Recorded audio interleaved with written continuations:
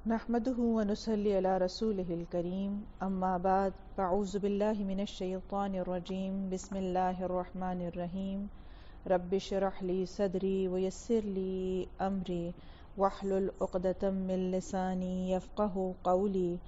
ربي زدني علما۔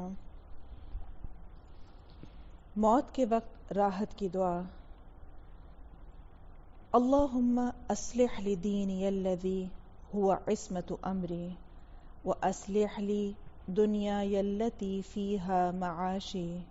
واصلح لی آخرتی التی فیہا معادی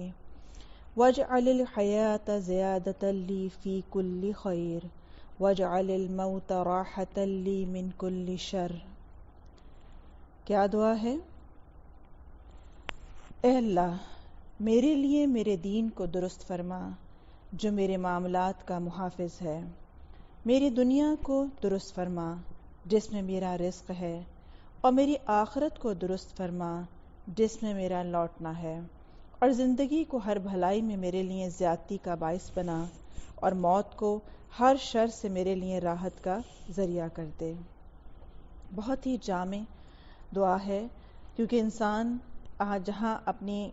دین کے لیے فکر مند ہوتا ہے وہیں اپنی زندگی کے لیے بھی فکر مند ہوتا ہے۔ جہاں وہ اس دنیا میں بھلائی چاہتا ہے اسی طرح وہ آخرت میں بھلائی چاہتا ہے۔ تو اتنے جامع الفاظ ہیں یہ کہ اگر یہ دعا یاد کر لی جائے اور اپنی نماز کا حصہ بنا لیا جائے تو بہت سے معاملات کو سیدھا کرنے کا ذریعہ ہے۔ اب یہاں واضح طور پہ بتایا جا رہا ہے کہ اللہ میرے دین کو کیوں درست کر دے، کیونکہ میرے سارے معاملات دین کے حوالے سے ہی جج کیے جائیں گے، اور دین ہی میرا اصل محافظ ہے دنیا اور آخرت میں۔ اور میری دنیا بھی اچھی کیوں کر دے؟ اس لیے کیونکہ اس میں میرا رزق ہے، اور اسی طرح میری آخرت کو درست کیوں کر دے؟ اس لیے کہ مجھے جانا وہیں ہے آخر۔ میں جتنی مرضی اچھی زندگی گزار لوں، اگر میری آخرت اچھی نہ ہوئی تو میرا معاملہ درست نہیں ہو سکتا۔ پھر اسی طرح خوبصورت بات کہ زندگی کو جو میرے سانس ہیں، جو یہاں پر وقت ہے، وہ میں زیادہ سے زیادہ خیر سمیٹنے کا ذریعہ کر دے، بھلائی کو کمانے کا ذریعہ کر دے، اور میرے لیے موت کو ہر شر سے آزاد ہونے کا اور آگے راحت پانے کا ذریعہ کر دے۔ کیونکہ بعض دفعہ انسان زندہ تو ہوتا ہے لیکن کوئی نہ کوئی شر، کوئی نہ کوئی ایسی چیز ہو رہی ہوتی ہے جو اس کے ایمان کے لیے خطرہ ہوتی ہے۔ لہٰذا بعض دفعہ آپ دیکھتے ہیں کہ کوئی ایسے حالات آتے ہیں کہ اچھے لوگ چلے جاتے ہیں تو یہ لگتا ہے کہ شاید یہ لوگ کیوں چلے گئے، تو وجہ وہی ہوتی ہے کہ اللہ سبحانہ وتعالیٰ نے اس کو اس دور کے شر سے بچانے کے لیے اپنی طرف بلا لیا ہوتا ہے۔ اسی طرح کچھ لوگ زندہ رہتے ہیں تو کیوں رہتے ہیں؟ کیونکہ وہ بھلائی بانٹنے کا ذریعہ ہوتے ہیں۔ تو یہاں پر ہر طرح کی بھلائی مانگی گئی ہے۔ تو اس سے یہ بھی اندازہ ہوتا ہے کہ دنیا کی بھلائی مانگنے میں کوئی حرج نہیں ہے، کیونکہ ہمیں سکھایا یہی گیا ہے کہ کہا جائے کہ ربنا آتنا فی الدنیا حسنہ وفی الآخرۃ حسنہ وقنا عذاب النار، کہ دنیا اور آخرت دونوں کی بھلائی اور آخری انجام جو ہے جو انسان کو دیکھنا ہے، اس میں جو ایک ڈیفینٹ بات ہے وہ یہ مانگی گئی کہ اللہ تعالی ہمیں آگ کے عذاب سے بس بچا لے، ایسی زندگی جو آگ سے آزاد کرے، ایسی موت، ایسے معاملات، ایسے اخلاق، وہ کردار جو ہمیں آگ سے بچانے کا ذریعہ ہو جائیں، چاہے وہ دنیا ہے چاہے وہ دین ہے، دونوں معاملات ایسے ہونے چاہیے۔ پھر اسی طرح فرمایا گیا کہ بری موت سے پناہ مانگنا۔ اللہم انی اعوذ بک من الہدم واعوذ بک من التردی واعوذ بک من الغرق والحرق والحرم واعوذ بک ان یتخبطنی الشیطان عند الموت واعوذ بک ان اموت فی سبیلک مدبرا واعوذ بک ان اموت لدیغا۔ اے اللہ، بے شک میں تیری پناہ لیتا ہوں مکان کے نیچے دب کر مرنے سے، اور میں تیری پناہ لیتا ہوں اوپر سے نیچے گر کر ہلاک ہونے سے، اور میں تیری پناہ لیتا ہوں ڈوب کر مرنے سے اور جلنے سے اور از حد بوڑھا ہو جانے سے یعنی کہ ارذل عمر سے، اور میں تیری پناہ لیتا ہوں اس سے کہ شیطان مجھے موت کے وقت بدحواس کر دے، اور اس بات سے تیری پناہ لیتا ہوں کہ میں تیرے راستے میں پیٹھ پھیر کر مروں، اور اس بات سے تیری پناہ لیتا ہوں کہ زہریلے جانور کے ڈسنے سے میں مر جاؤں۔ گویا کہ صرف یہی نہیں ہے کہ انسان کا حسن خاتمہ ہو، بلکہ بری موت سے بچنے کے لیے بھی دعا سکھائی گئی ہے کہ کوئی ایسا ذریعہ جو انسان کے لیے اذیت یا تکلیف کا ذریعہ ہو یا اس کے بہکنے کا ذریعہ ہو آخری وقت میں، جیسا کہ شیطان انسان کو ایمان سے ہٹانے کی کوشش کرتا ہے۔ جس وقت وہ بالکل موت کی بے ہوشیوں میں ہوتا ہے، شیطان اس وقت اچکنے کی کوشش کرتا ہے۔ تو اسی نے کہا گیا کہ یا اللہ میں اس بات سے پناہ مانگتا ہوں کہ شیطان مجھے موت کے وقت ایسا بدحواس کر دے یا ایسی حالت میں کر دے، اتنا پریشان کر دے کہ میرے منہ سے نعوذ باللہ کوئی ایسی بات نکل جائے جو میرے ایمان کو ضائع کرنے کا ذریعہ ہو، یا اسی طرح سے میرے اتنا بوڑھا ہو جاؤں میں کہ جو علم ہے، جو ذہانت ہے، جو انسان کا سوجھ بوجھ ہے، جو اس کی عبادت ہے، اس کی نماز ہے، میں اس سے ہی بالکل چلا جاؤں کہ مجھے عقل سمجھ ہی نہ ہو کہ کیا ہو رہا ہے اور کیسے ہو رہا ہے۔ تو عرض العمر سے بھی پناہ مانگی گئی ہے۔ تو یہ بھی ایک جامع دعا ہے کہ ان سب چیزوں سے بھی پناہ مانگنی چاہیے کہ اللہ سبحانہ وتعالی ہمیں آسانی کے ساتھ خیر و برکت والی موت عطا فرمائے۔ جی آج آغاز کرتے ہیں۔ صدقے کا قبر کی آگ بجھانا۔ سیدنا عقبہ بن عامر رضی اللہ عنہ سے روایت ہے، انہوں نے کہا کہ رسول اللہ صلی اللہ علیہ وسلم نے فرمایا، بے شک صدقہ کرنے والے کی قبروں سے حرارت کو بجھاتا ہے اور مومن روز قیامت اپنے صدقے کے سائے میں ہوگا۔ اور اسی لیے جب کوئی شخص تمنا کرے گا کہ مجھے واپس دنیا میں آپ بھیج دیں تاکہ میں نیک بن جاؤں، تو اس وقت بھی وہ جو اس نیکی کی تمنا کرے گا وہ صدقہ ہی ہوگا کہ مجھے واپس لوٹایا جائے تاکہ میں صدقہ کروں اور میں اب نیک لوگوں میں شامل ہو جاؤں۔ اور صدقہ میں بہت سی نیکیاں ایک ساتھ شامل ہو جاتی ہیں۔ بظاہر دیکھنے میں تو لگتا ہے کوئی انسان مال خرچ کر رہا ہے، بظاہر دیکھنے میں لگتا ہے کوئی اچھی صرف بات کر رہا ہے، کیونکہ اچھی بات کہنا بھی صدقہ ہے، کسی کے ڈول میں پانی ڈال دینا بھی صدقہ ہے، اسی طرح سے کسی کی دل جوئی کر دینا، مشکل میں کام آنا بھی صدقہ ہے، جو اپنے گھر والوں کو ایک مرد جس طرح کماتے ہیں اور اپنے گھر والوں کو کھلاتے ہیں تو اس کا ہر لقمہ صدقہ ہے۔ تو گویا کہ صدقات کی اتنی لمبی لسٹ ہے اسلام کے اندر کہ اس کو لمٹ نہیں کیا گیا کسی خاص چیز سے، بلکہ صدقات انسان بے شمار کر سکتا ہے۔ اس لیے ہر نیکی کو صدقہ کہا گیا ہے، اور خاص طور پہ کھانا کھلانا ہے، پانی پلانا ہے، یا پھر کسی کے کنواں کھدوانا ہے، تو یہ تمام نیکیاں ایسی ہیں جن کے بہت زیادہ اجر بتائے گئے ہیں۔ اور نہ صرف یہ کہ اپنی طرف سے صدقہ کرنا چاہیے، بلکہ اپنے پیارے جو جا چکے ہیں ان کی طرف سے بھی صدقات یاد سے کرتے رہنے چاہیے۔ کوشش کرنی چاہیے کہ روزانہ صدقہ ہو، چاہے وہ 1 روپیہ کا کیوں نہ ہو، لیکن روز کا روز صدقہ نکلتا رہے۔ اسی طرح اہتمام کرنا چاہیے کہ کسی نہ کسی کا راشن لگا لیا جائے یا کسی کا کھانا لگا لیا جائے، جو جتنا افورڈ کر سکتا ہے۔ تو اگر کسی کا راشن بھی لگوا لیا جائے تو ایک طرح سے آپ کی طرف سے وہ کھانا کھلانے والا صدقہ ہوتا رہے گا۔ پھر اسی طرح فرمایا گیا کہ اپنے مریضوں کا علاج صدقے سے کرو۔ اب یہاں پر بھی بہت بڑی ٹپ ہے کہ بعض دفعہ کچھ ایسی بیماریاں ہوتی ہیں جن کے اسباب معلوم نہیں ہوتے، بعض دفعہ کچھ چیزیں علاج کے باوجود ٹھیک نہیں ہو رہی ہوتی، تو اس صورت میں علاج کے ساتھ ساتھ صدقات کا بھی اہتمام کرتے رہنا چاہیے، کیونکہ اس میں یہ حدیث میں واضح طور پہ کہا گیا کہ اپنے مریضوں کا علاج صدقات سے کرو۔ اور ایسی آپ بے شمار مثالیں سنتے بھی ہیں کہ کچھ لوگوں نے کسی کو کینسر تھا یا کسی کو دل کا عارضہ تھا، اس نے بہت علاج کروائے، باہر سے جا کر علاج کروائے، لیکن کوئی فائدہ نہیں ہوا۔ لیکن جب اس نے کسی کا راشن لگا دیا، جب اس نے کسی کو دیکھا کہ کسی کے کوئی غریب ہے اور اپنا علاج نہیں کرا سکتا، اس کا علاج کرانا شروع کر دیا، تو اللہ تعالیٰ نے اس کو خود بخود شفا دے دی۔ تو اس لیے یہ دیکھنے کی ضرورت ہے کہ کہیں ایسا تو نہیں ہے کہ میری مشکلات کسی اس وجہ سے بھی آ رہی ہوں کہ میرے مال میں یا میرے کسی کے اوپر کوئی ایسا حق ہے کہ جو ادا نہیں ہو رہا ہے، کیونکہ ہمارے مالوں میں، ہمارے وقت میں، ہماری زندگی میں بہت سے اور لوگوں کا حق بھی شامل ہوتا ہے۔ تو ان کا حق ادا کر دینا، اور بلکہ ان کو ان کے حق سے زیادہ دینا، اصل میں یہ چیز ہے کہ انسان محسن بن کر زندگی گزارے تو اس کو بے شمار ایسے مواقع ملتے ہیں جہاں پر وہ صدقات کر سکتا ہے۔ اور صدقہ دینے سے جس طرح دل کھلتا ہے، ہاتھ کھلتا ہے، برکت ہوتی ہے، یہ چیز انسان کے اندر خوشی اور ایک وسعت قلبی لے کر آتی ہے یہی وجہ ہے کہ جب ایک شخص کو صدقہ کرنے کی عادت پڑ جاتی ہے تو اسے اور دینے کا دل چاہتا ہے، اور جسے بخیلی کی عادت پڑ جاتی ہے اس کے لیے تھوڑا سا دینا بھی بہت زیادہ ہو جاتا ہے۔ اس لیے دیکھیں کہ ہم کہاں کہاں ایسا مال یا کہاں کہاں ایسی چیزیں ہیں جہاں پہ ہم صدقات کر سکتے ہیں۔ ہم سب اپنی کبرڈز دیکھیں کہ ہمارے کون سے ایسے اضافی کپڑے ہیں جو ہم نے ٹانگ رکھے ہیں لیکن اس کو پہننے کی نوبت نہیں آتی، یا ہمیں بس اچھے لگتے ہیں لیکن ہمارے کام کے نہیں ہیں۔ بعض دفعہ سائز چھوٹا ہو جاتا ہے، بعض دفعہ ہم اس فیشن کو فالو نہیں اب کر رہے ہوتے ہیں، یا ہمیں وہ چیز اب بار بار پہن چکے ہوتے ہیں لیکن ہم کسی کو دے بھی نہیں رہے ہوتے۔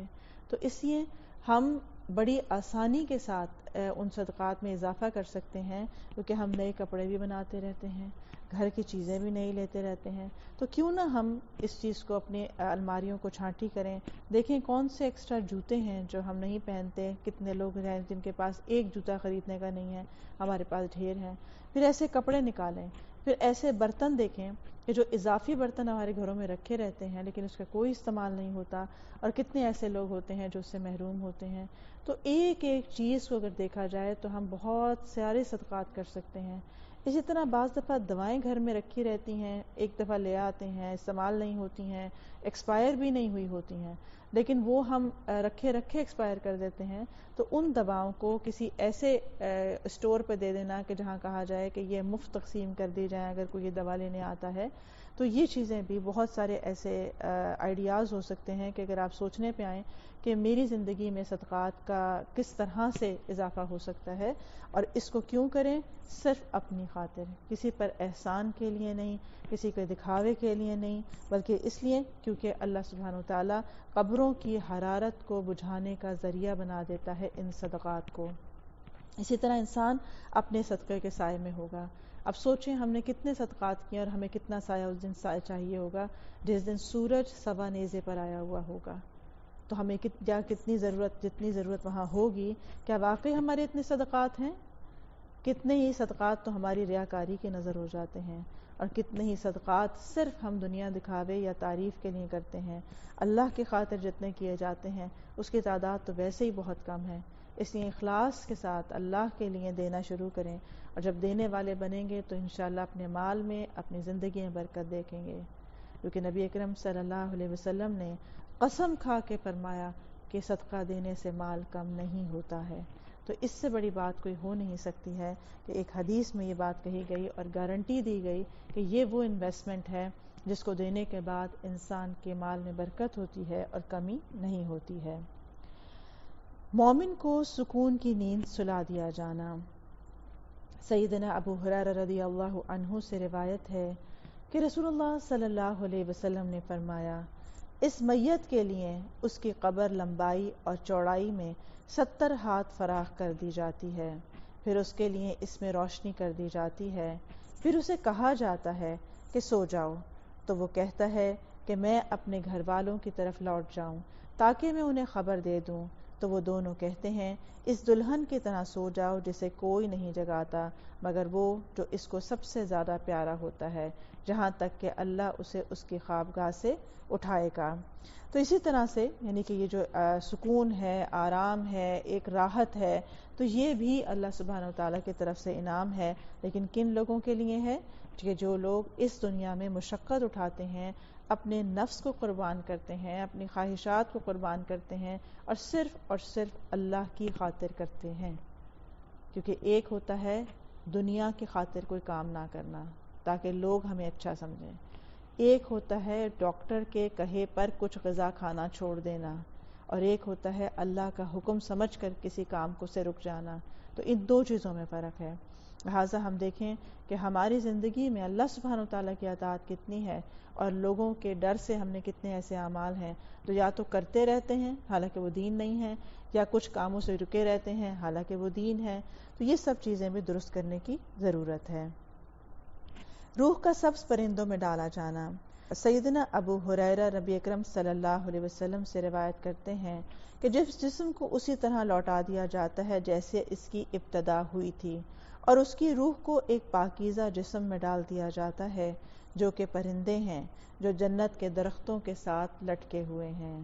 خاص طور پہ یہاں پر شہید کے لیے یہ بات آتی ہے کہ اس کی روح کو اسی طرح سے پرندوں کی طرح سے اس میں جسم میں بنا کر پرندے جنت میں اڑتے پھرتے رہتے ہیں، درختوں سے لٹکتے ہیں، اور اسی طرح سے اس کے اندر روح دوبارہ آ جاتی ہے جس طرح پہلی دفعہ جسم میں روح ڈالی جاتی تھی۔ اور اس کے علاوہ بھی شہداء کی بہت ساری بشارتیں ہیں، اور خاص طور پہ جیسے ان کے لیے کہا گیا کہ ان کو مردہ نہ سمجھو بلکہ ان وہ زندہ ہیں لیکن تم اس کا شعور نہیں رکھتے ہو۔ یعنی یہ اللہ سبحانہ و تعالیٰ جانتا ہے کہ کس طرح ان کی زندگی وہاں پر ہے، لیکن بہرحال یہ ایک بہت بڑی خوشخبری اس نے دے دی گئی تاکہ مومن جب اللہ کی راہ میں مارا جائے تو اسے کوئی خوف نہ ہو، اس کے اندر دین کی خاطر جد و جہد کرنا یا دین کی خاطر جہاد کرنے کا ایک جذبہ باقی رہے، کیونکہ اسے یہ پتا ہو کہ آگے اس سے بہتر زندگی آنے والی ہے۔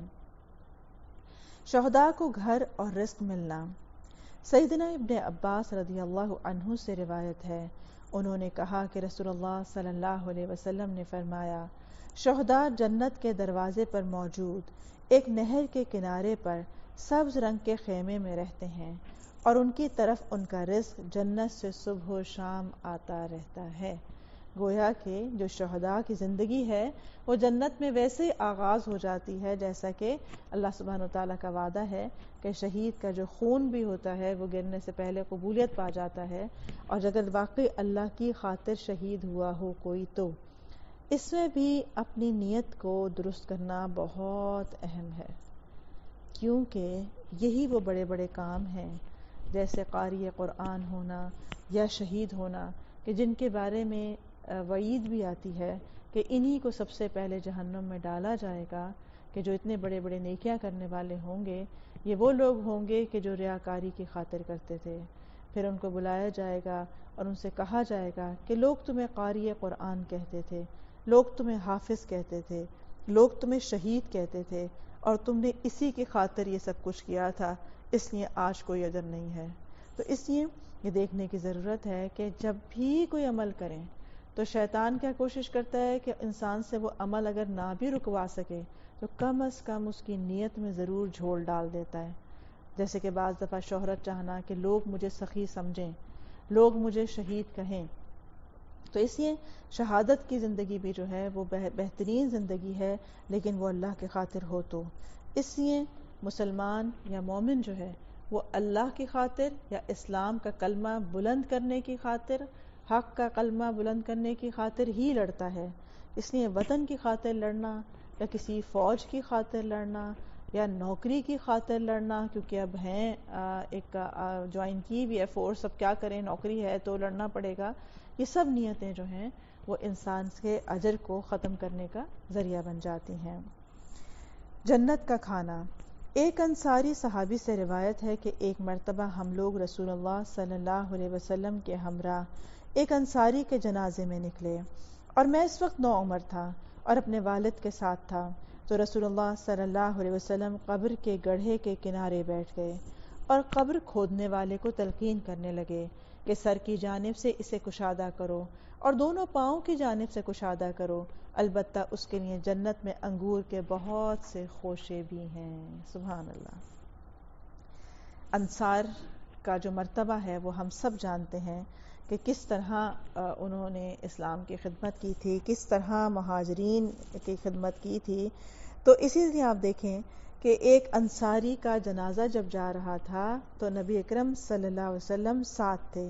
اور جو یہ روایت کرنے والے ہیں کہتے ہیں میں بالکل نوعمر تھا ابھی۔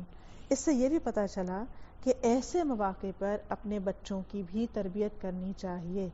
انہیں بھی ان مراحل کا پتہ ہونا چاہیے، یا جنازے کے ساتھ انہیں بھی لے کر جانا چاہیے۔ اب یہ قبر کھودنے کا منظر بیان کر رہے ہیں تو بچوں کو جب بچپن سے یہ ریالٹی پتہ ہوتی ہے تو وہ بہت سے ان کے اعمال خود بخود درست ہونے لگتے ہیں جب وہ اس طرح سے اپنے سامنے موت کو یا اس کو دیکھتے ہیں۔ لیکن عموماً ہمارے یہاں یہ سمجھا جاتا ہے کہ بچوں کو یہ باتیں نہیں بتانی چاہیے، کیونکہ ان کے چھوٹے ذہن ہوتے ہیں، ان کے اندر یہ باتیں بیٹھ جائیں گی۔ تو یہی تو ہے جو بار بار کہا جاتا ہے کہ وَبِالْآخِرَةِ هُمْ يُوقِنُونَ، کہ ان کو آخرت کا یقین آنا چاہیے، کیونکہ اگر انسان کو آخرت کا یقین نہیں ہوتا، جیسا کہ ہمارے ہاں بچپن سے گھروں میں یہ باتیں ہی نہیں ہوتی، تو آج بڑے ہونے کے بعد ہمیں جتنا بھی بتایا جائے ہم وہ یقین کی کیفیت ہی میں نہیں آ پاتے، کیونکہ ہم نے بچپن سے دنیا داری، دنیا کے لیے کام، لوگ کیا کہیں گے، ہماری پوری زندگی سے میں گزرتی ہے. لہٰذا ہمیں کوئی آخرت کی بات کرے تو ہمارے لیے ایک سرسری سی بات ہے. لیکن جب بچوں کو بچپن سے قرآن پڑھایا جائے، سمجھا کے پڑھایا جائے، اس میں جنت اور جہنم دونوں کا ذکر کیا جائے، جیسا کہ ہم قرآن میں دیکھتے ہیں کہ ایک بیلنس ہے اس کے اندر، کہ جب کسی عمل کی رغبت دلائی جاتی ہے تو جنت کی بات بھی کی جاتی ہے، جب اس عمل کو نہ کرنے کی سزا بتائی جاتی ہے تو ساتھ ہی اس کا انجام بھی بتایا جاتا ہے. تو جب یہ مکمل پکچر کسی کے سامنے آتی ہے تو ہی وہ فیصلہ کر سکتا ہے کہ اسے یہ زندگی کیسی گزارنی چاہیے. لہٰذا یہاں پر آپ جو بچہ ہے وہ دیکھ بھی رہا ہے، ساتھ ساتھ جو نوعمر نوجوان تھے یا بچے تھے کہ وہ ساتھ ساتھ تلقین بھی کر رہے ہیں ان کو کہ تم ایسے قبر کھودو، یہاں سے کشادہ کرو، یہاں سے ایسا کرو، اور ساتھ ساتھ ان کے لیے خوشخبری دے رہے ہیں کہ ان کے لیے جنت میں انگور کے بہت سے خوشے بھی ہیں.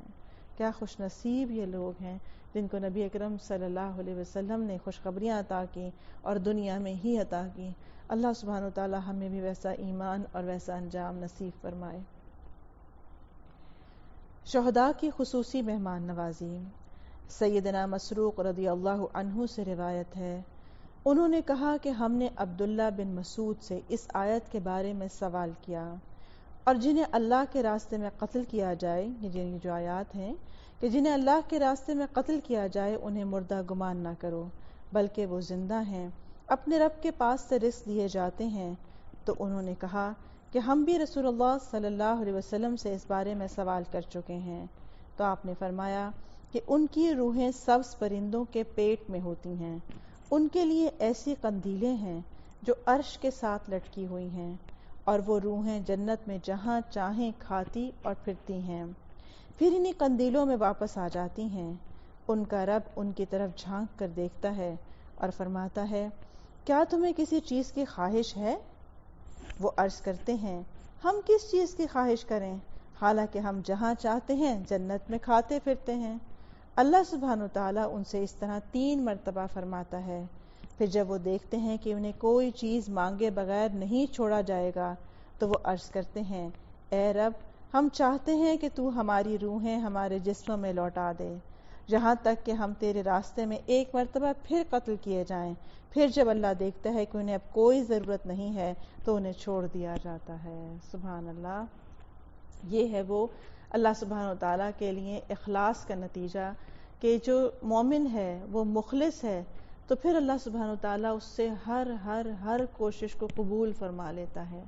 حتیٰ کہ اس کی جو آخری چیز اس کے پاس ہے وہ اس کی جان ہوتی ہے، اور وہ آخری چیز بھی جب اللہ کے حوالے کر دیتا ہے اور خوشی سے کرتا ہے اور اس کے بعد وہ مسرور ہوتا ہے، کسی پر کوئی احسان نہیں جتاتا، کسی طرح کی کوئی حسرت نہیں رکھتا زندگی میں واپس آنے کی، تو یہ ہے وہ چیز جو اللہ سبحانہ وتعالیٰ اس کے لیے جنت میں عطا کر دیتے ہیں، اس کا بدلہ. اور پھر کیا خوبصورت بات ہے کہ پھر بھی پوچھتے ہیں، ابھی جنت دینے کے بعد بھی پوچھتے ہیں کہ کچھ اور مانگو، اور انہیں کچھ سمجھ میں نہیں آتا کیا مانگیں تو وہ کیا تمنا کرتے ہیں، کاش ہمیں پھر دنیا میں بھیجا جائے اور پھر ہم اللہ کے راستے میں اسی طرح سے نکلیں اور پھر قتل کیے جائیں. تو یہ ہے یہ لذت دین پر چلنے کی، اور یہی وجہ ہے کہ ہم دیکھتے ہیں کہ جو شخص واقعی سچے دل سے دین کی طرف ایک دفعہ آ جاتا ہے وہ اس میں بڑھتا چلا جاتا ہے، وہ اس سے پیچھے نہیں ہٹتا. حالانکہ دنیا کی لذتیں اس وقت بھی اس کے سامنے ہوتی ہیں، اس کے سامنے دوسرے لوگ بھی ہوتے ہیں جو دنیا میں مگن ہوتے ہیں، اس کے آگے اور بہت سارے ایسے پروفیشن بھی ہوتے ہیں جن میں جا کے وہ شاید بہت کچھ کما سکتا ہے، لیکن اسے دین کی خدمت سب سے زیادہ عزیز ہوتی ہے، کیونکہ اس کے اندر جو لذت ہے، جو سرور ہے، جو خوشی ہے دین پر عمل کرنے کی اور دین کو خود پڑھنے اور پڑھانے کی، اس کا کوئی کمپیریزن ہے ہی نہیں. اس کو دنیا کی شاید کسی بھی لذت سے مثال دے کر بھی سمجھایا نہیں جا سکتا کہ وہ کیا ہوتی ہے. اسی لیے دین پر چلنے والے استقامت کے ساتھ چلتے ہیں، خوشی کے ساتھ چلتے ہیں، بے لوث اللہ کے لیے کام کرتے ہیں، بغیر کسی مفاد اور بغیر کسی معاوضے کے کام کرنے کو تیار رہتے ہیں. اور اسی لیے آپ دیکھیں کہ ان کا جو مقام ہے، ان کی جو عزت ہے، وہ جو اللہ کے ہاں ہے، اصل وہی ہے ورنہ دنیا والے جو ان کے ساتھ سلوک کرتے ہیں یا جو ان کی قدر کرتے ہیں وہ ہم سب جانتے ہیں. تو ایسا شخص پھر بھی دین پر کیسے چلتا رہتا ہے؟ کیونکہ اللہ سبحانہ وتعالیٰ کے ہاں جو اس کی قدر ہوتی ہے وہ اس کے دل کے خوشی، اطمینان اور سکون کی شکل میں اسے ملتی رہتی ہے. اللہ سبحانہ وتعالیٰ ہمیں اپنے راستے میں قبول فرمائے، ہمیں شہادت کی موت عطا فرمائے اور اپنے نبی کے شہر میں عطا فرمائے. نیک اعمال کا ثواب پہنچتے رہنا، 3 قسم کے اعمال کا سلسلہ جاری رہنا. سیدنا ابو ہریرہ رضی اللہ عنہ سے روایت ہے کہ رسول اللہ صلی اللہ علیہ وسلم نے فرمایا، جب انسان فوت ہو جاتا ہے تو 3 اعمال کے سوا اس کے تمام اعمال کا سلسلہ منقطع ہو جاتا ہے. صدقہ جاریہ، وہ علم جس سے نفع اٹھایا جاتا رہے، یا نیک اولاد جو اس میت کے لیے دعا کرتی رہے.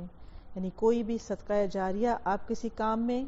کوئی کام ہونے کی ہو، اس کا اجر انسان کے اس دنیا سے جانے کے بعد بھی اسے ملتا رہتا ہے.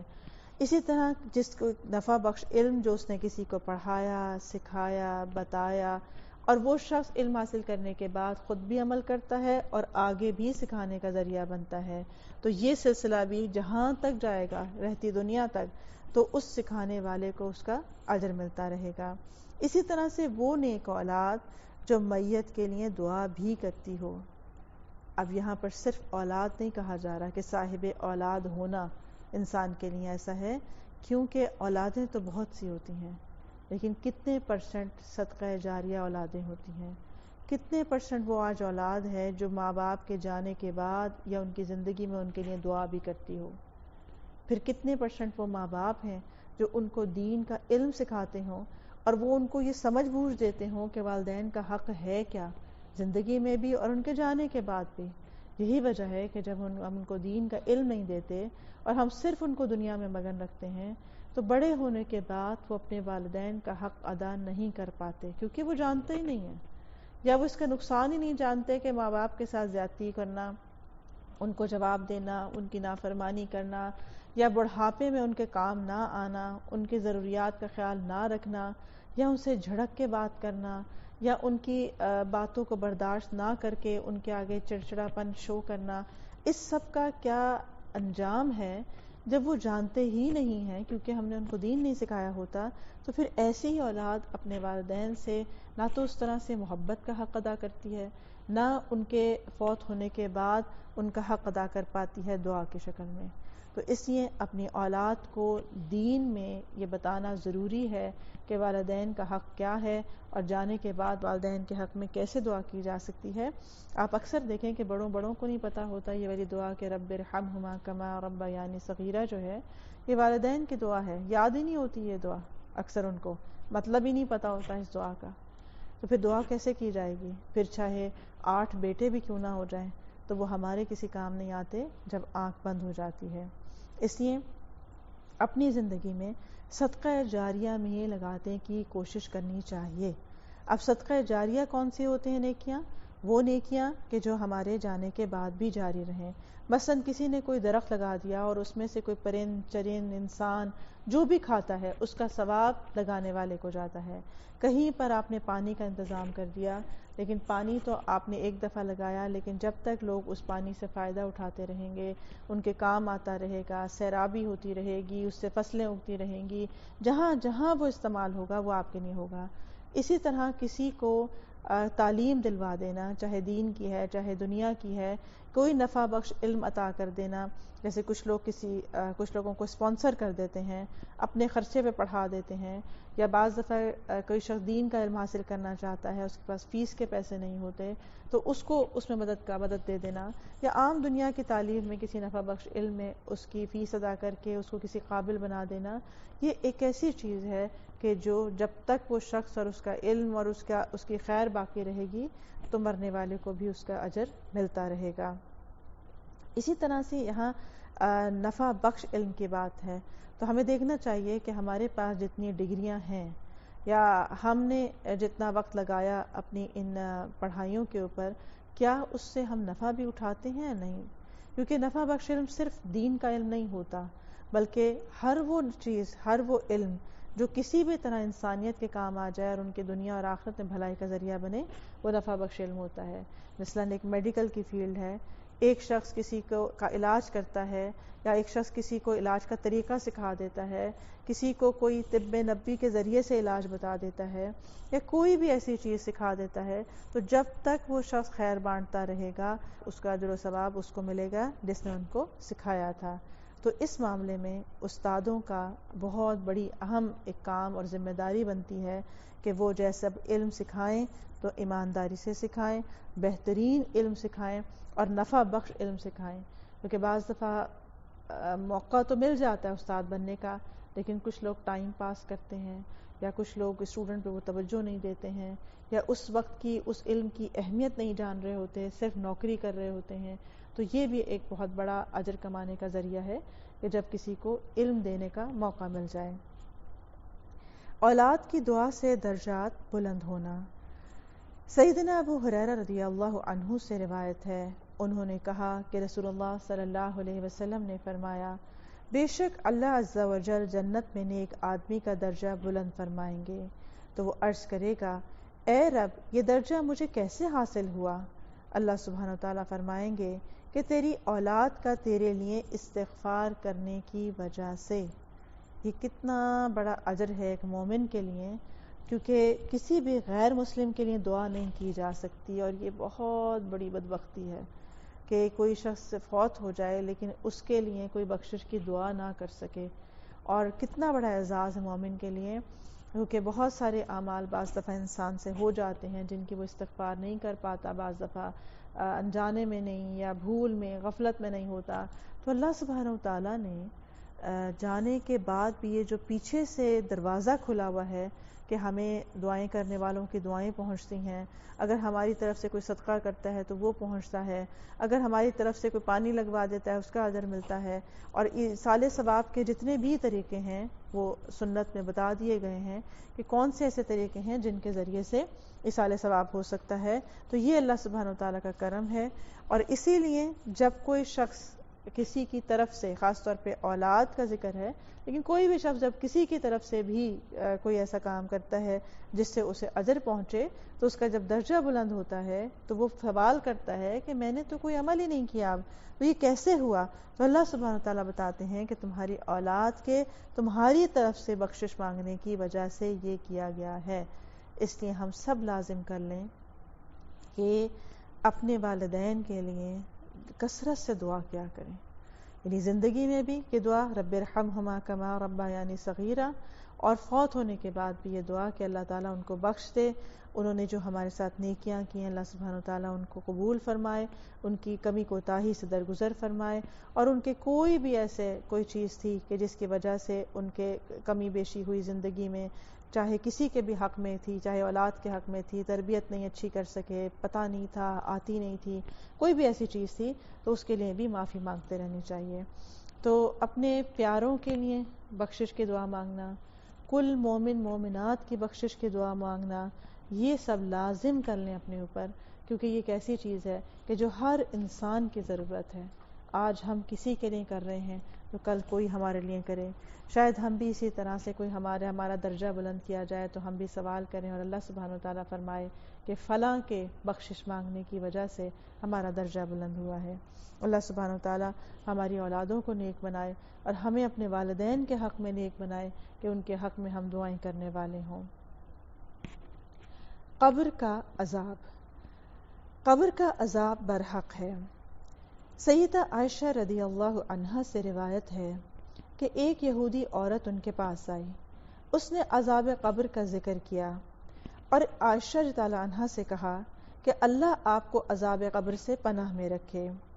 اس پر حضرت عائشہ رضی اللہ عنہا نے رسول اللہ صلی اللہ علیہ وسلم سے عذاب قبر کے بارے میں پوچھا۔ آپ نے فرمایا،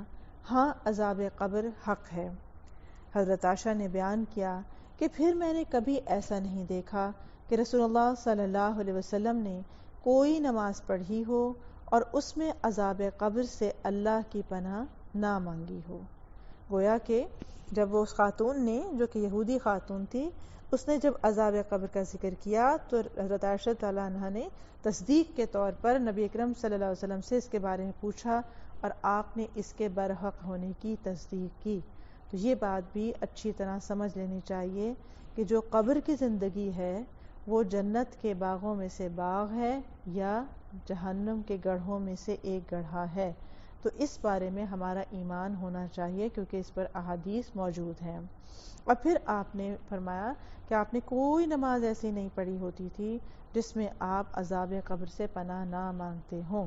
اللہم انی اعوذ بک من عذاب القبر ومن عذاب النار جو ہے یہ آپ لازمی اپنی دعاؤں میں مانگا کرتے تھے۔ اور اسی طرح آپ دنیا اور آخرت کے فتنوں سے پناہ مانگتے، زندگی اور موت کے فتنوں سے پناہ مانگتے تھے، مسیح دجال کے فتنے سے پناہ مانگا کرتے تھے۔ تو یہ ایک ایسی دعائیں ہیں جو ہمیں اپنی نماز میں بھی لازم کر لینی چاہیے کیونکہ نبی اکرم صلی اللہ علیہ وسلم نے اس کا اہتمام فرمایا تھا۔ رسول اللہ صلی اللہ علیہ وسلم اگر عذاب قبر سنوا دیتے تو لوگ دفن کرنا چھوڑ دیتے۔ سیدنا انس رضی اللہ عنہ سے روایت ہے کہ نبی اکرم صلی اللہ علیہ وسلم نے فرمایا،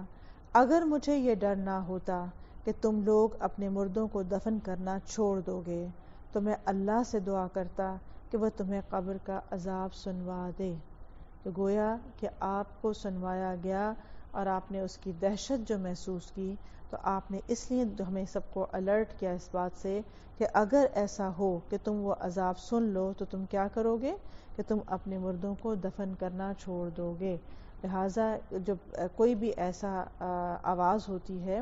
تو وہ آوازیں انسان کے سوا تمام مخلوقات سنتی ہیں اور تمام مخلوقات جو ہیں ان کو سن سکتی ہیں، لیکن انسان کیونکہ نہیں سن سکتا اس لیے وہ بے خوف ہو جاتا ہے۔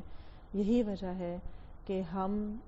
اس مرحلے کے لیے اپنے آپ کو کبھی پیش نہیں کرتے۔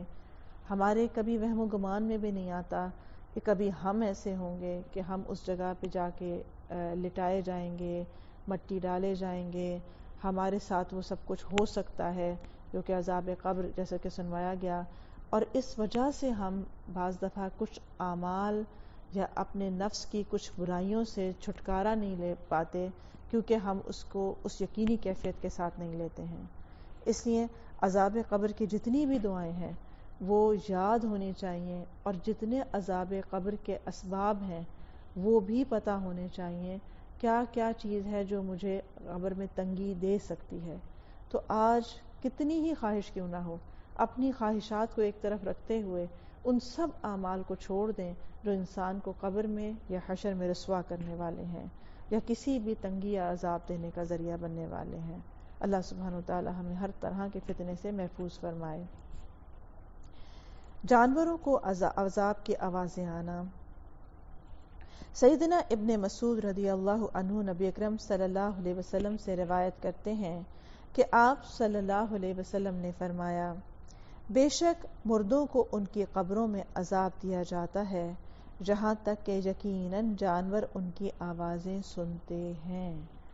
تو یہ بھی اللہ کا ہم پہ فضل ہے کہ اللہ نے ہمیں وہ آوازیں نہیں سنوائی ہیں، کیونکہ اگر سوچیں کہ یہی ہمیں ساری قبروں کی آوازیں مستقل آ رہی ہوتی کہ ادھر کیا ہو رہا ہے تو شاید ہم زندگی میں جینا چھوڑ دیتے یا زندگی کی رونق ساری بھلا دیتے، اور خاص طور پہ اگر اپنے پیاروں کی وہ آوازیں آ رہی ہوتی کہ جو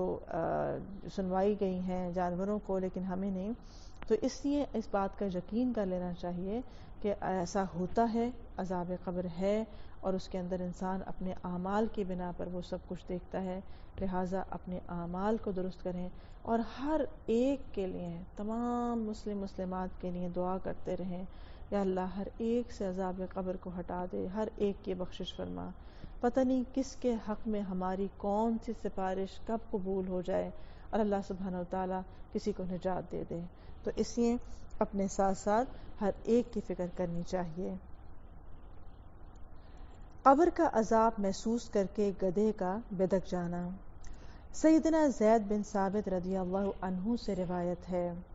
انہوں نے کہا کہ نبی اکرم صلی اللہ علیہ وسلم اپنے گدھے پر سوار ہو کر بنو نجار کے باغ میں جا رہے تھے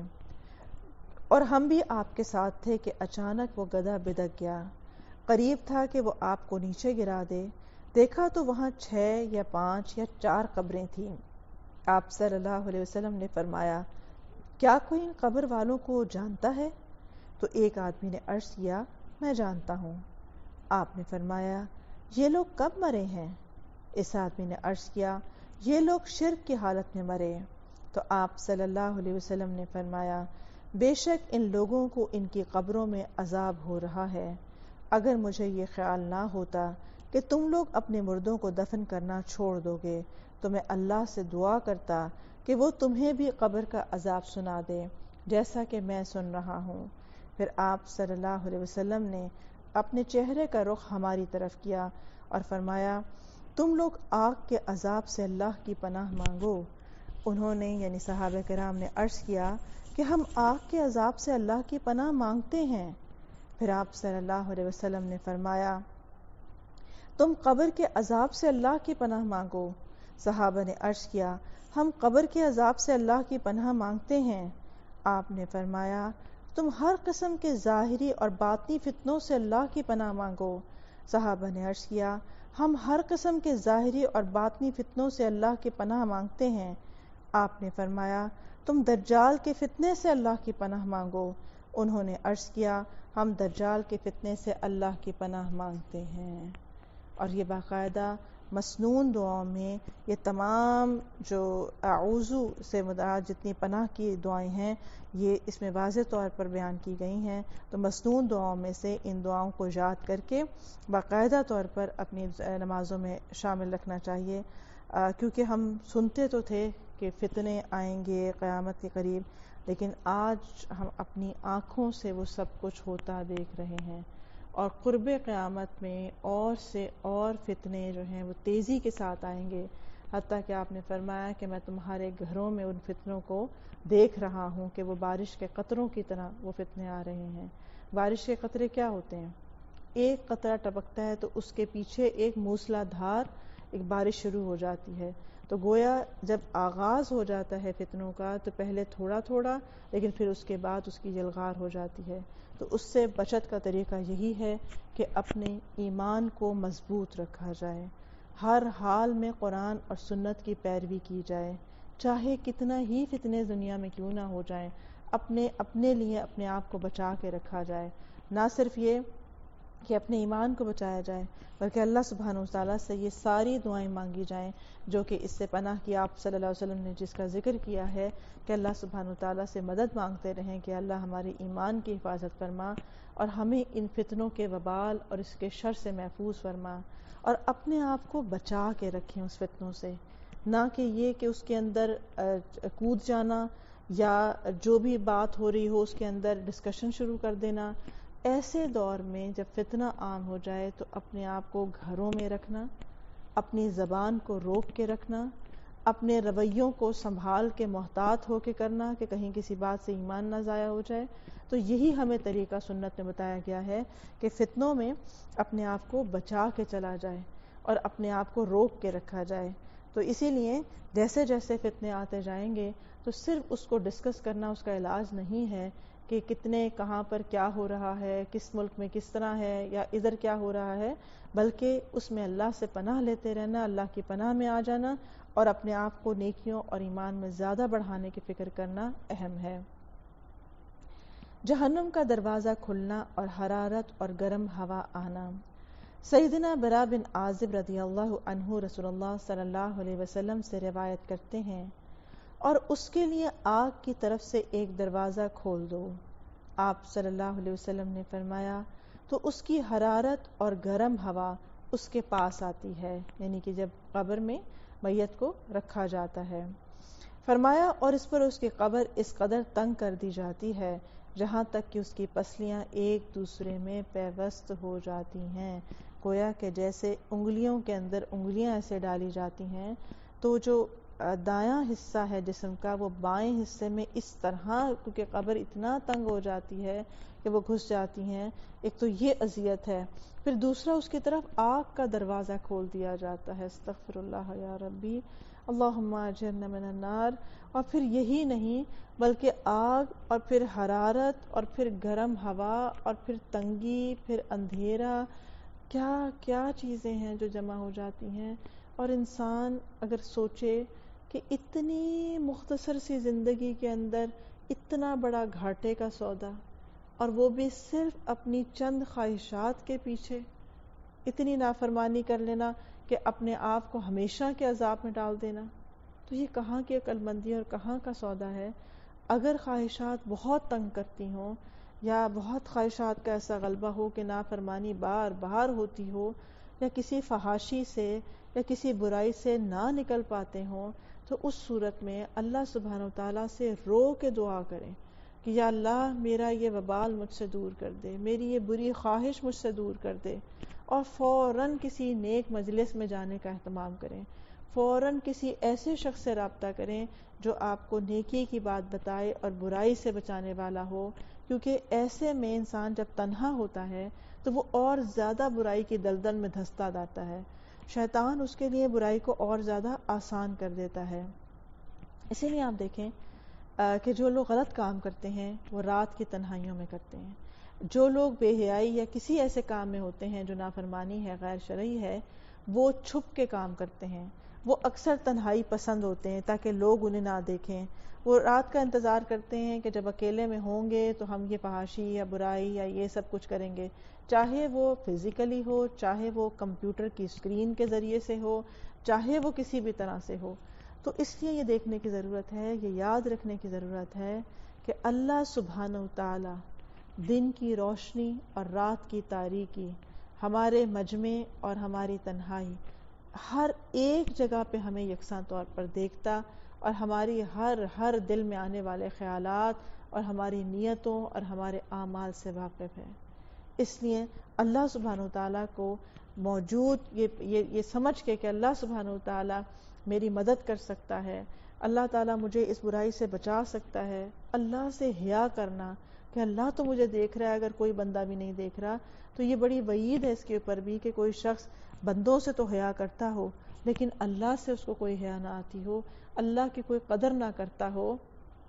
اللہ کی ناقدری ہے یہ کہ وہ جانتا ہے کہ اللہ مجھے دیکھ رہا ہے لیکن پھر بھی وہ نافرمانی کرنے والا ہو. تو اس لیے جب بھی ایسا کوئی حالات آ جائیں، جب اپنا آپ بے بس لگے برائیوں کے اندر یا کسی چیز کے اندر، تو فوراً نیک مجلس کو جوائن کرنے کا اہتمام کرنا، قرآن سے جڑنا، اور کچھ نہیں ملتا تو قرآن کی تلاوت ہی لگا لیں، اس سے شیطان بھاگ جاتا ہے، تو وہ دل کی صفائی کا ذریعہ بن جاتا ہے.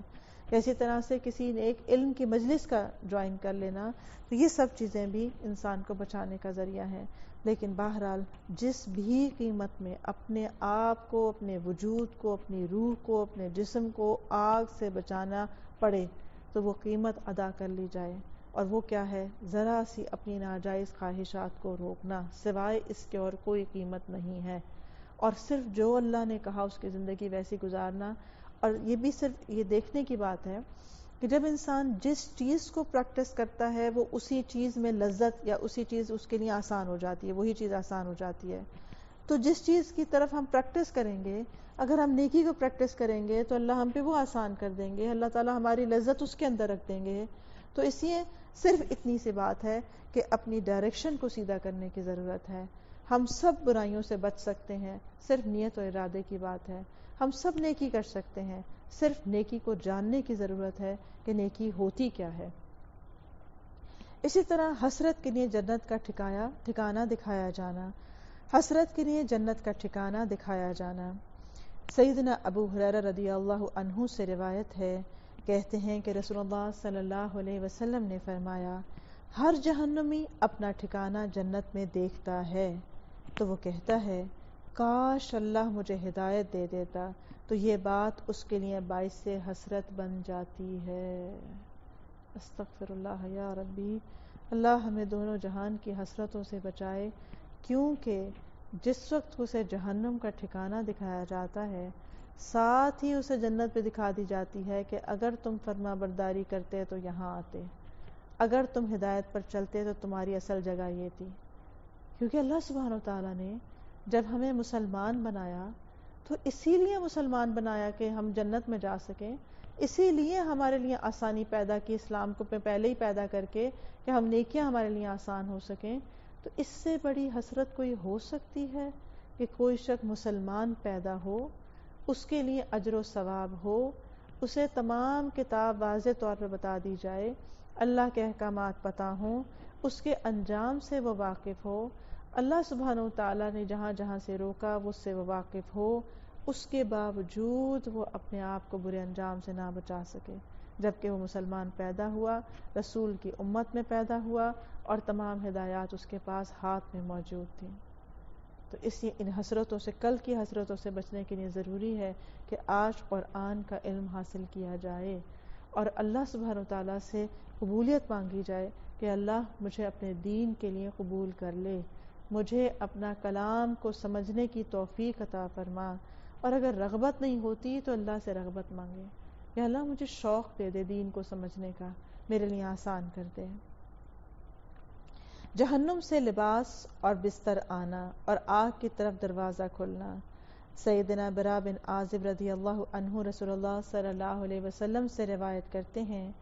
کہ غیر مومن کے جواب پر، یعنی یہ تو تھا کہ جیسے جیسے، کیونکہ دونوں کا انجام پیچھے آپ مومن کا انجام بھی پڑھ چکے ہیں، کہ غیر مومن کے جواب پر آسمان سے ایک منادی آواز لگاتا ہے کہ اس نے جھوٹ بولا، اس کے لیے آگ کا بستر بچھا دو اور آگ کا لباس پہنا دو اور اس کے لیے آگ کی طرف دروازہ کھول دو۔ اور مومن کے لیے کیا تھا؟ اس کے لیے جنت کا لباس تھا، جنت کا بستر تھا، اور وہیں پر اس کے لیے راحت اور آرام اور رزق اور خوشبو تھی۔ اور یہ ہے غیر مومن کا انجام کہ فوراً ہی اس کے لیے سوالوں کے جواب مکمل ہونے کے بعد فیصلہ سنا دیا جاتا ہے کہ اس نے جو بھی زندگی گزاری وہ جھوٹ پر گزاری، اس کا انجام جھوٹ پر ہوا، اس نے جو سوالوں کے جواب دیے وہ جھوٹ پر مبنی تھے۔ یعنی صرف اسلام کے نام کے ساتھ زندگی گزارنا یا ایک مسلمان کے طور پر صرف نام کی زندگی گزارنا کافی نہیں ہوگا۔ ہمارا فیصلہ اس چیز پر ہوگا جس چیز کا مومن نے اظہار کیا اور فرشتوں نے اس کو جواب دیا تھا کہ تم نے اللہ کے کلام کو سمجھا، سنت کو سمجھا، اس کی تصدیق کی کس طرح اپنے عمل سے، اور تم اسی پر ایمان لائے، اسی پر تم نے زندگی گزاری اور اسی پر تم اٹھائے جاؤ گے۔ تو یہ وہ چیز ہے کہ اسلام کو صرف نام کے ساتھ لگانے کے بجائے جب اعمال اس کے مطابق کیے جائیں گے تو ہم سچے قرار پائیں گے، کیونکہ ہمارا سچ وہ نہیں ہے جو ہم زبان سے بولتے ہیں، ہمارا سچ وہ ہے جو ہم عمل سے ظاہر کرتے ہیں۔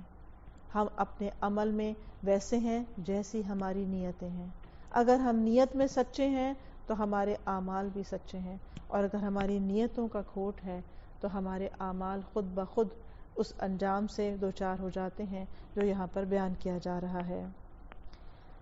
زمین کا باہم مل جانا اور پسلیوں کا ایک دوسرے میں گھس جانا۔ سیدنا ابو ہریرہ رضی اللہ عنہ سے روایت ہے، کہتے ہیں کہ رسول اللہ صلی اللہ علیہ وسلم نے فرمایا، بس زمین کو حکم دیا جاتا ہے کہ اس پر مل جا، تو وہ زمین اس پر مل جاتی ہے، تو اس کی پسلیاں ایک دوسرے میں پیوست ہو جاتی ہیں، پھر وہ شخص اسی عذاب میں مبتلا رہے گا جہاں تک کہ اللہ اسے اس کی جگہ سے اٹھائے گا۔ بہت تکلیف دہ یہ بات ہے، یہ سن کے آپ سوچیں کہ یہ حدیث انسان کے ڈرانے کے لیے کافی ہے کہ اللہ کا حکم ہے زمین کو جو چاہے حکم دے دے ہمارے لیے، چاہے تو حکم دے دے کہ کشادہ ہو جائے، چاہے تو حکم دے دے کہ مل جائے، اور پھر ذرا سی دیر انسان کی صرف آپ سوچیں کہ نمونیا یا بخار ہو جائے اور آپ کی ہلکا سا پسلی میں درد ہو جائے اس کے اثر سے، تو اتنا تکلیف دہ ہوتا ہے کہ انسان کے لیے اٹھنا بیٹھنا، ہلکا سا سانس بھی لے تو اسے دکھن ہوتی ہے، اور پھر وہ ایک مشکل مرحلہ ہوتا ہے۔ کہاں یہ کہ انسان کی پسلیاں اندر پیوست ہو جائیں، اور سوچیں ہڈیاں ہڈیوں میں چبھ رہی ہوں جب انسان کے اس طرح سے، اور پھر وہ ایک مستقل اذیت ہو، 1 گھنٹے کی نہیں، 2 دن کی نہیں، مستقل قیامت تک کے لیے یہی ہو، اور انسان اسی انجام پر اٹھایا جائے۔ اللہ سبحانہ وتعالی ہمیں عذاب قبر سے محفوظ فرمائے اور ہمیں زندگی میں اپنے اعمال کی اصلاح کرنے والوں میں سے کر دے۔ اللہ رحم کرے ہم پہ، اور جو بھی عذاب قبر میں اس وقت ہیں اللہ سبحانہ وتعالی ان کی قبر کو کشادگی عطا کرے، عذاب قبر سے محفوظ فرمائے۔ قبر میں کسی عمل کا موجود نہ ہونا۔ سیدنا ابو ہریرہ رضی اللہ عنہ نبی اکرم صلی اللہ علیہ وسلم سے روایت کرتے ہیں کہ نبی صلی اللہ علیہ وسلم نے فرمایا، اور بے شک کافر کے پاس جب اس کے سر کی طرف سے آیا جاتا ہے تو وہاں کوئی چیز موجود نہیں ہوتی. جیسا کہ ہم نے پڑھا تھا کہ مومن کی قبر میں جب سر کی طرف سے آیا جاتا ہے تو وہاں اس کی نماز ہوتی ہے. پھر اس کی دائیں طرف سے آیا جاتا ہے تو وہاں کوئی چیز موجود نہیں ہوتی. پھر اس کی بائیں طرف سے آیا جاتا ہے تو وہاں بھی کوئی چیز موجود نہیں ہوتی. پھر اس کے دونوں پاؤں کی طرف سے آیا جاتا ہے تو وہاں بھی کوئی چیز موجود نہیں ہوتی جو اس کو عذاب قبر سے بچا سکے، جو اس وقت اس کو پروٹیکٹ کر سکے. تو اس لیے اپنے تمام اعمال، اپنے خاص طور پہ اپنے فرائض جو ہیں ان کی ادائیگی کا اچھا اہتمام کرنا ضروری ہے، جو واقعی ہمارے لیے پروٹیکشن کا کام بھی کر سکیں. کیونکہ آپ دیکھیں کہ پروٹیکشن جتنی اسٹرانگ ہوتی ہے، جتنی خالص ہوتی ہے، پیور ہوتی ہے، اور جتنا ضرورت کے مطابق ہوتی ہے، کیونکہ جس چیز کی پروٹیکشن کی ضرورت ہو اس کے مطابق اس کا مٹیریل بنایا جاتا ہے، تو عذاب سے بچنے کے لیے ہمیں جتنی اچھی نمازوں کی، جتنے اچھے صدقات کی، جتنی اچھے صلہ رحمی کی ضرورت ہے، اس کو اسی کوالٹی پر زیادہ سے زیادہ کرنے کی کوشش کی جائے. ایسا نہ ہو کہ 5 میں سے 1 نماز تو ہوتی ہو، باقی 4 ہوتی نہ ہو، 2 پڑھتے ہوں 3 غائب ہو جاتی ہوں. تو یہ وہ چیز ہے جو انسان کی کوالٹی کو ڈیمیج کرتی ہے یا انسان کے قبولیت میں حائل ہو جاتی ہے. تو اس لیے اپنے فرائض کو پہلے تو جاننے کی ضرورت ہے کہ میرے پر فرائض ہیں کیا. کیونکہ ہمارے اوپر 2 فرائض ہیں، ایک اللہ سبحانہ وتعالیٰ کا حق ہے اور ایک بندوں کا حق ہے، اور یہی ہمارے حساب کتاب میں کام آنے والی چیز ہے. اللہ کے حق میں ہمارے وہ تمام فرائض آتے ہیں جو ہم پر عبادت کے صورت میں ہیں، اور بندوں کے حق میں جو ہمارے فرائض ہیں وہ سب وہ ہیں جو بیان کر دیے گئے ہیں کہ بطور جس رشتے میں انسان ہوتا ہے، اور کسی بھی رشتے میں نہ ہو تو انسانیت کے رشتے میں وہ ضرور ہوتا ہے، اس میں بھی حقوق و فرائض ہیں. پھر مسلمان ہونے کے بعد کچھ اور حقوق و فرائض ہیں، رشتہ دار ہونے کے حقوق و فرائض کچھ اور ہیں. یہ سب قرآن اور سنت کا علم حاصل کرنے سے ہی جانا جا سکتا ہے کہ ہمارے اوپر کیا فرائض ہیں اور ہمیں ان کو ادا کیسے کرنا چاہیے. اور ان فرائض کی ادائیگی ہمارے اوپر لازم ہے، نہ یہ آپشنل ہے اور نہ ہی کسی پر احسان ہے. جو بھی انسان نیکی کرے گا تو وہ اپنے لیے کرے گا، اور جو کوئی برائی کرے گا تو وہ اپنے ہی نفس کے لیے کرے گا. لہٰذا نیکیاں اللہ کی خاطر کریں، اس کا حکم سمجھ کے کریں، اس کی اطاعت میں کریں، اور نبی اکرم صلی اللہ علیہ وسلم نے جیسے اپنی زندگی سے مثال قائم کی ہے اس طرح سے کریں. کیونکہ کسی بھی عمل کے قبول ہونے کی 2 ہی شرائط ہیں، ایک یہ کہ وہ اللہ کا حکم ہو، اور نمبر 2 رسول اللہ صلی اللہ علیہ وسلم کے بتائے ہوئے طریقے کے مطابق بھی ہو. تو جب 2 چیزیں زندگی میں آئیں گی تو ہمارے عام سے معاملات بھی انشاءاللہ عبادت بنتے چلے جائیں گے. اللہ سبحانہ وتعالی ہمیں آسانیاں عطا فرمائے، دونوں جہان میں کی رسوائیوں سے محفوظ فرمائے. اللہ سبحانہ وتعالی سب کی قبروں کو کشادگی اور نور عطا فرمائے. اللہ سبحانہ وتعالی ہمیں حسن خاتمہ سے نوازے اور ہمارے اعمال درست کر دے، ہمیں اپنی رحمت سے اپنی رضا پانے والے اعمال عطا فرمائے. وآخر دعوانا الحمد للہ رب العالمین. سبحانک اللہم وبحمدک اشہد ان لا الہ الا انت استغفرک واتوب الیک. بارک اللہ فیکم. السلام علیکم ورحمۃ اللہ وبرکاتہ.